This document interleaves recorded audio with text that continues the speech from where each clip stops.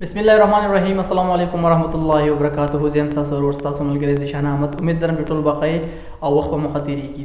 د ټول نمخ کې خورمیز راجا چې کم چرمن ولګیدو د پاکستان ټیم او د سره چې هغه کنفرنس وکړو او پاکستان ټیم د حواله سره د کوچینګ حواله سره بل هغه چې کمی خبرې وکړي د ډومېسټک کرکټ حواله سره نو نو چینجز پاکستان ټیم کې هغه یو ډېر خپل سوچ ولرو ډېر خپل ګډ نیوز د پاکستان ټیم د لپاره وغوځوي چې هغه چې کم نوې کوچ سلیکټ د ورلد کپ د لپاره نو تاسو په حق حریان پاتې شئ چې رمزا ډېر خپل ډیسیژن اخیسته در دې سره چې ټیم سلیکشن چې کوم شوی دی ډېر زیات خراب دی ډېر بیکاره سلیکشن کړ د پاکستان ټي20 ورلد کپ لپاره چونکې کو تاسو د کوچینګ وګورئ چې کم کوچینګ سلیکټ کړی دي د ورلد کپ د لپاره نو هغه ډېر زبردست کړی.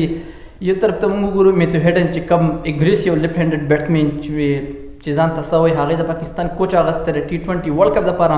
بل طرف ته پلندر چې کم پاس بالر دی هغه هم کوچ اغسته ګوري کندر پاکستان ټیم د لپاره سم مثبت چینجز راوړي. دې سره رمیز راجا بل خپل مثبت چینجز د خپل راتلو سره راوړو چې چینجز دا چې ډومېسټک کم لیول کرکټر دی دا هغه د لپاره هغه د چې کوم سیلري و نو هغه 1 لک روپۍ د هغه داوا کړی چې هغه به موږ 1 لک روپۍ ورکړو. دا ډېر ګډ نیوز دی پاکستان ټیم لپاره. اوس امید لرو چې پاکستان ټیم کم بیک کوي نه کوي روان وخت کې سیریزونه پاکستان ته ډېر دی. نیوزیلینډ سیریز دی د سره د انګلند سیریز دی نو ډېر زیات مخې ته مرحلې رافغاړي دي. الله دې کې چې پاکستان ټیم ښه پرفارمنس وکړي او ډېر زیات چینجز پاکستان ټیم کې د الله فقره ولي.